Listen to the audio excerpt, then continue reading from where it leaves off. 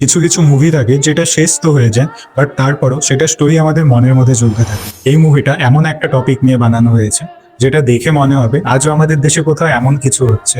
এই মুভিতে আমরা স্টোরি দেখতে পারি একটা নিচু জাতির ছেলে যে এলএলবি পড়াশোনা করার জন্য কলেজে গিয়েছে, কিন্তু কলেজে থাকা কিছু উঁচু কাস্টের ছেলেরা তাকে বিরক্ত করা শুরু করে, তাকে মারধর করা শুরু করে। স্টোরিতে টুইস্ট তো তখন আসে যখন একটা উঁচু কাস্টের মেয়ে, তার কাস্ট না তার মন দেখে সেই ছেলেটাকে ভালোবেসে ফেলে। তারপর মুভিতে যা যা শুরু হয় সেটা দেখে তোমাদের মনে হবে মানুষ এতটাও নিচে নামতে পারে, একটা নিচু কাস্টে জন্ম নেওয়ার পরিণাম যে এতটা ভয়ঙ্কর হতে পারে।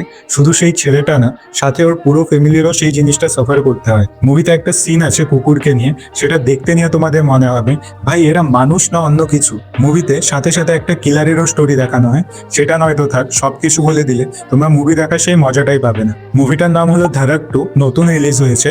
দেখতে হলে তোমাদের থিয়েটারে যেতে হবে। चल चल चल चल ए, गाड़ी स्टार्ट कर।